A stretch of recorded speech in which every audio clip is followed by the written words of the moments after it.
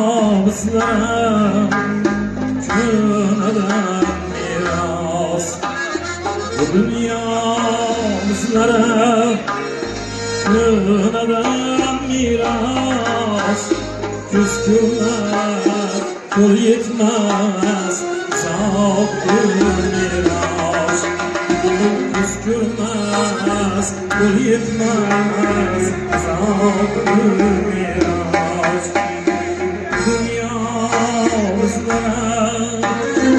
Kıneden miras küskürmez, kul yetmez zat-ı miras.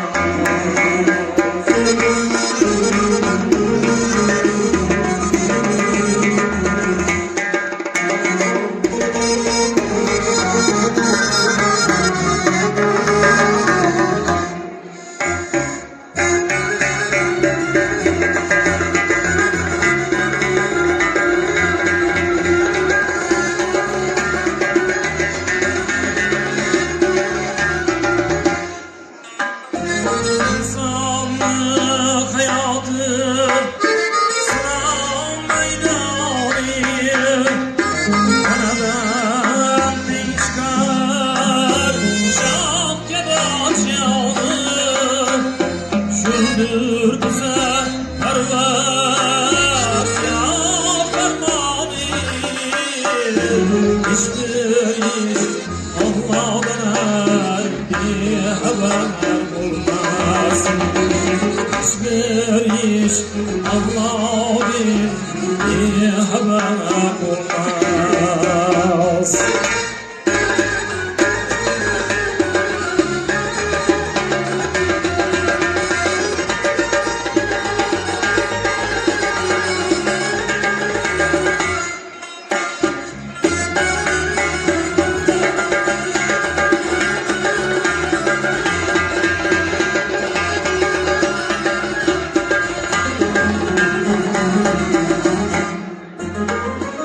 İslam bir küreşti, Muhammed Veli, can alıp can verdi Hazreti Ali.